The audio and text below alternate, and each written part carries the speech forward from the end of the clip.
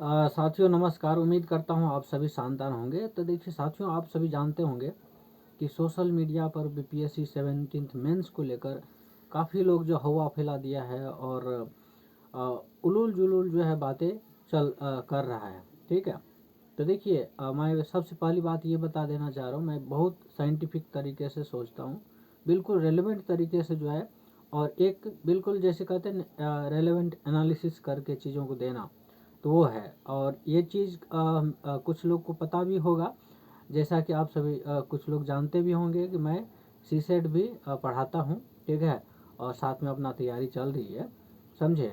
तो बिल्कुल हवा में तो बात नहीं करता हूँ, या एटलीस्ट इतना सबको पता है कि जो भी चीज़ें होती है उसकी एक स्टैंडर्ड होती है। स्टैंडर्ड होती है मतलब उसकी जो है ना, बिना प्रूफ का मैं कुछ बोल नहीं सकता। ठीक है, ये चीज़ है। और हवाबाजी कुछ लोग जो है उड़ा रहे हैं सोशल मीडिया पर, उसको लग रहा है कि ये हवाबाजी करने से जो है फॉलोवर्स और वो सारी चीज़ें बढ़ जाएगी, या फिर क्या कहते हैं, हमारा जो है मतलब अपने आप को प्रूफ करने की कोशिश कर रहे हैं कि हम सही है, बाकी लोग गलत है। तो देखिए, जहाँ तक बीपीएससी है तो हाँ, कुछ मामले में ज़रूर है धांधली होती है, इसमें कोई शक नहीं है, हर साल होती है, और ये सदियों से आप दशकों से चलती आ रही है। ठीक है, और कई कई सारे केस पेंडिंग भी है इसके रिगार्डिंग।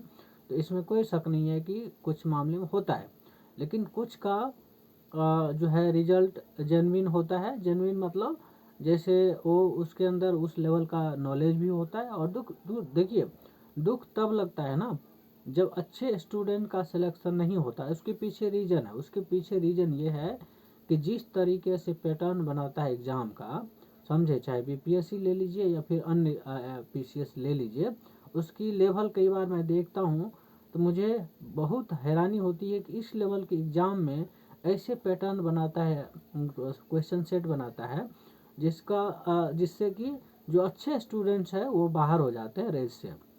ठीक है, ये हकीकत है। अब जैसे बीपीएससी की आप बात कर लीजिए, तो बीपीएससी में जब क्वेश्चन पेपर आप देख रहे हैं या देखते हैं, तो उससे बिल्कुल साफ साफ क्लियर पता चलता है कि ग्रुप डी लेवल का भी नहीं है, समझे। और क्या आप इससे क्या आप एक्सपेक्टेशन कर सकते हैं, लगा सकते हैं कि जब इस टाइप का अगर क्वेश्चन पेपर हो तो उसमें ज़रूरी तो है नहीं कि अच्छा कैंडिडेट ही जाएगा। ऑब्वियस सी बात है, ग्रुप डी या फिर इधर उधर की जो तैयारी कर रहे हैं उनका सिलेक्शन होगा प्री में, और प्री में जब ऐसे लोगों का सिलेक्शन होगा तो मेंस भी ऐसे ही लोग देगा, ऑब्वियस सी बात है। और जब मेंस देगा तो कई सारे मैंने स्टूडेंट ऐसे देखे हैं जो जिसको लिखने का ढंग भी नहीं है, समझे, और प्री क्वालिफाई कर जाते। तो मेंस भी तो उन्हीं का होना है ना, उन्हीं को मतलब देना है। और अधिकतर जब ऐसे लोग जाएंगे तो हो सकता है सीट के अकॉर्डिंग उन्हीं लोगों में से कुछ का होगा, ऑब्वियस ही बात है। ठीक है, और हाँ, इसमें भी कोई शक नहीं है, कई लोग लॉजिकली भी और याद करने में भी, रटने में भी अच्छे होते हैं, तो कुछ अच्छे कैंडिडेट भी होते हैं उसमें, समझे, इसमें कोई शक नहीं है। और कुछ का मैंने देखा कि बहुत अच्छे स्टूडेंट हैं, उससे आप कितना भी लॉजिकली बात कर लीजिए, बिल्कुल तैयार रहता है। और ऐसे भी स्टूडेंट हमने देखा है पढ़ाते पढ़ाते कि ऐसे स्टूडेंट भी है जिसको बहुत बेसिक चीज़ें पता नहीं है, लेकिन रटने में या फिर लूसेंट उनके होठ पे रहता है, या फिर जो पीवाईक्यू है, ठीक है, वो सब जो है रटा हुआ रहता है, और बहुत सारे क्वेश्चन रिपीटेड भी हो जाते हैं, और साथ में जो है फैक्ट्स ज़्यादा पूछ लेता है, तो ऐसे लोग का सिलेक्शन हो जाता है। और इसी में कई बार जो बहुत लॉजिकली है, मतलब क्या बोलते हैं, लॉजिक में काफ़ी साउंड है, ऐसे लोग का सिलेक्शन नहीं होता है। मैंने इन जनरल ये देखा है बीपीएससी के अंदर, और अदर स्टेट पीसीएस के अंदर भी ये सीन है। ठीक है, तो ये चीज़ें हैं। और एक चीज़ मैं ये बोलना चाह रहा हूँ कि एनालिसिस जो होता है ना, कभी भी ये एक बेसिस पर नहीं है। और ख़ास करके इंडिया के जितने स्टेट्स हैं उनके स्टेट्स के अंदर जो है एनालिसिस हम एक बेसिस पर नहीं कर सकते। कुछ मामला हमने उठा लिया और उसके बेसिस पर हम एनालिसिस करके कुछ भी अंड वन वक्त दे रहे हैं, दैट इज़ नॉट मतलब क्या कहते हैं, रेलेवेंट। ठीक है, तो ये चीज़ें हैं, एनालिसिस भी करना हो तो सही तरीके से करिए, कोई इशू नहीं है। ठीक है, तभी जाके जो है आपकी बात को हर कोई एक्सेप्ट करेगा, नहीं तो गाली बकेगा हर कोई, है ना, उल्टा सीधा बकेगा, समझे, जो जायज़ है, समझे। तो मेरे कहने का मतलब ये है कि बीपीएससी में अब एक दो स्टूडेंट को मैंने ऐसे देखा है जो एक दूसरे का कॉपी जो है इधर उधर फैला रहा है, ठीक है, हालांकि वो फ्रेंड सर्कल में है, समझे, लेकिन अब सही बात बोलने पर जो है लड़ने लग जाएगा, आर्ग्यूमेंट करने लग जाएगा, मतलब होता है ना जोर ज़बरदस्ती करना, और हमारा आदत नहीं है किसी से लड़ने का और जोर ज़बरदस्ती करने का, मतलब बिना बेतुका वाला बातें करने लग जाता है ना, उल्टे आपको कहने लग जाएगा। यही है, कई बार मैं सोच के हैरान हो जाता हूँ, जब भी किसी को साइंटिफिक बात करने लग जाइएगा तो उल्टे आपको जो है आपके ऊपर जो है उल्टा सीधा बकने लग जाता है, समझे। तो ऐसे में आदमी शांत हो जाता है, चुप हो जाता है, क्यों फालतू का लड़ने का कोई मकसद ही नहीं है, ठीक है, ये चीज़ें हैं। अब देखिए यहाँ पर बहुत सारे फैक्टर्स हैं जिसके बेसिस पर हम हाँ एक चीज़ और, ठीक है, किसी ने एक कॉपी भेजा है, ठीक है, अनचेक्ड कॉपी है और उस पर ऐसे ही उसी टाइप से कॉपी लिखा हुआ है, तो आप उसको जो है सोशल मीडिया पर फैला रहा है कि ये देखो क्वालिफाई है। अरे कैसे मान ले क्वालिफाई है भाई, ठीक है, कोचिंग वाली भी ऐसे बना के दे देता है, ठीक है, तो आप कैसे मान लीजिए कोचिंग का है कि वो सच में बीपीएससी का कॉपी है। तो ये सब जो है ना, मतलब बिना रेलेवेंट की, बिना इधर उधर की बातें, मतलब समझ रहे हैं, उसमें रेलेवेंसी नहीं दिख रहा है, ठीक है। आप हमें एविडेंस दीजिए, फिर जाके कुछ किया जाए बीपीएससी के अगेंस्ट, समझे। बिना एविडेंस का हवाबाजी करना कोई मतलब लॉजिक नहीं बनता है ना, समझे। और यही चीज़ हुआ बीपीएससी के प्री एग्ज़ाम में, मतलब जो सोशल मीडिया इन्फ्लुएंसर है या फिर कह लीजिए सोशल मीडिया का दिग्गज कह लीजिए, ठीक है, सब फेंकू है, सब एक नंबर का फेंकबाज है, इतना फेंकता रहता है, और फेंक के जो है ना ऐसे झूठ मिलता कुछ है नहीं। सोशल मीडिया क्या है आज के डेट में, सोशल मीडिया एक तरह से बदनाम कह लीजिए, ठीक है, जिसको जो मन होता है मुंह उठा के बोल देता है, समझे, कोई उसमें लॉजिक नहीं है, कुछ भी नहीं है, झूठ इतना फैल रहा है, समझे, जिसका कोई मतलब हद क्रॉस कर देता है, समझे। तो प्लीज़ आप लोग से भी मेरा रिक्वेस्ट है कि ऐसे ऐसे लोगों से बच के रहिए, क्योंकि देखिए ऐसे लोग जो है ना अपना ज़िंदगी बर्बाद कर ही रहा है, साथ में आपका भी ज़िंदगी बर्बाद कर देगा, ठीक है। तो सुनने की ज़रूरत नहीं है फालतू इतना सोशल मीडिया पर गंद मचा रखा है इन लोगों ने, ठीक है, झूठ मूठ का कुछ भी है ना, जिसमें कोई बात नहीं है, फालतू का उल्टा सीधा काम की बात कीजिएगा तो नहीं करेगा, लेकिन उल्टा सीधा बोलिएगा हाँ ये दिखा देगा वो दिखा देगा, है ना। अरे भाई मैं बताता हूँ, जो कॉपी है, ठीक है, कॉपी हम अपने तरफ से भी वैसे कोई कॉपी क्रिएट कर देते हैं, तो उसमें कौन सा वाला, अगर उस पर मार्किंग होता, समझे, और बीपीएससी का कोई अथॉरिटी या फिर कह लीजिए बीपीएससी की तरफ ऐसा कोई वो सच में उसका कॉपी होता, तो एक तो प्राइवेसी इशू रहता है, ठीक है, कि हम दूसरे की कॉपी को क्यों इधर उधर फैला रहे हैं, ठीक है। और दूसरी बात कि मतलब कोई मकसद ही नहीं है कि वो सब फालतू चीज़ें जो है सोशल मीडिया पर उड़ा रहे हैं, ठीक है। और तीसरी बात जो है जो सिलेक्शन का बहुत सारे क्राइटेरिया होता है, उसके बेसिस पर सिलेक्शन होता है, समझे। आप बिना जाने समझे कैसे उसको कह सकते हैं कि कितना नंबर मिला है, कितना नंबर नहीं मिला है, सिलेक्शन हुआ कि नहीं हुआ है। हो सकता है सिलेक्शन की लिस्ट में लास्ट में भी हो सकता है कि फिजिकल मतलब डिसेबल कैंडिडेट हो सकता है कि रिजर्व में आता हो, समझे, हो सकता है कि अदर बहुत सारे उसमें डिसेबल में भी बहुत तरीके का स्टूडेंट होते हैं, उसमें ब्लाइंड का और भी नीचे कट ऑफ जाता है, तो उसमें बहुत कम का भी सिलेक्शन हो जाता है। जैसे मान के चलिए फॉर एग्जांपल मैं बताता हूँ, अगर 100 नंबर का एग्ज़ाम है, ठीक है, तो जनरल का मान के चलिए 75 जा रहा है, तो डिसेबल जो है 40 पर भी हो जाता है। तो ऐसे हम थोड़े उसको जज कर सकते भाई कि उसका इतने पे हो गया, और बिना जाने समझे हम चीज़ों को फैला रहे हैं बिना एनालिसिस के, ये मतलब नहीं है ना, ठीक है। तो ये चीज़ें हैं, हाँ, कुछ जेन्युइन स्टूडेंट है उससे जाके पता कीजिए क्या है सीन, समझे।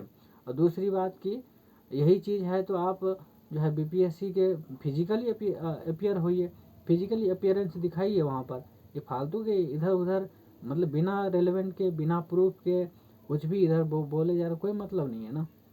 ठीक है, तो मैं यही कहना चाह रहा हूँ कि इन सब चीज़ों से बच के रहिए, क्योंकि देखिए ये सोशल मीडिया आज की डेट में जो है ओपन हर किसी के लिए है, और हर कोई जो है ना मुंह उठा के कुछ भी बोल देता है। मैंने कई बार तो मैं खुद भी परेशान हो जाता हूँ फालतू के, मैं देखता ही नहीं हूँ। एक तो सोशल मीडिया बहुत मतलब कम यूज करता हूँ, आधा 1 घंटा कर लिया।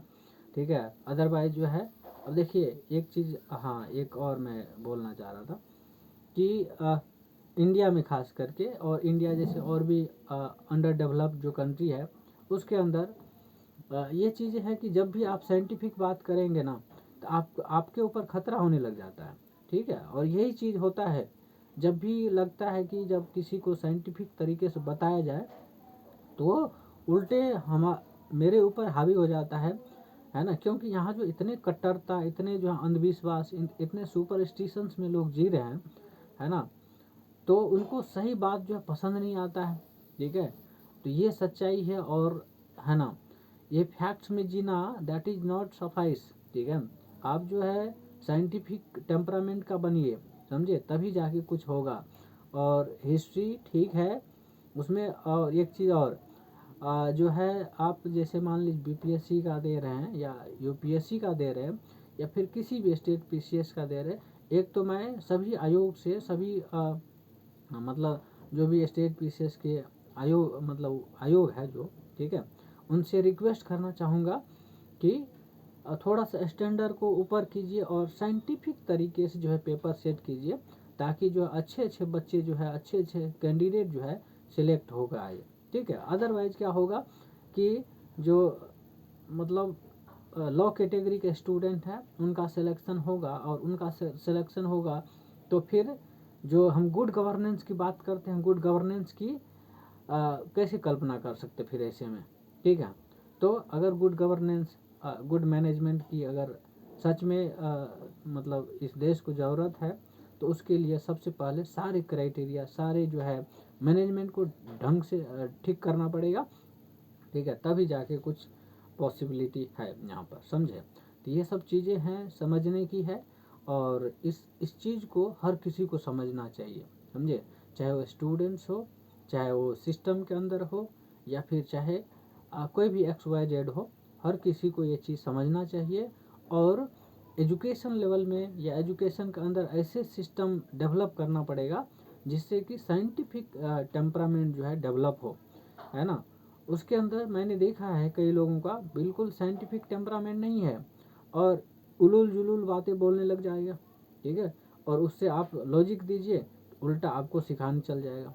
ठीक है, जबकि उसके बातों में कोई दम नहीं है, जबकि उसके बातों में कोई रेलेवेंसी नहीं है, समझे, लेकिन उल्टे आपको और 10 मील के जो है आपको दबाने की कोशिश कर देगा। तो ये है हकीकत। तो इस चीज़ में हाँ, जैसे सिस्टम है उसके हिसाब से हम कह सकते हैं कि धांधली का जो है आरोप कुछ हद तक सही भी है और कुछ हद तक गलत इसलिए है क्योंकि पैटर्न भी गलत है, एंड एग्ज़ाम का पैटर्न ऐसे बनाया है, और करप्शन तो है ही, कोई उसमें शक नहीं है।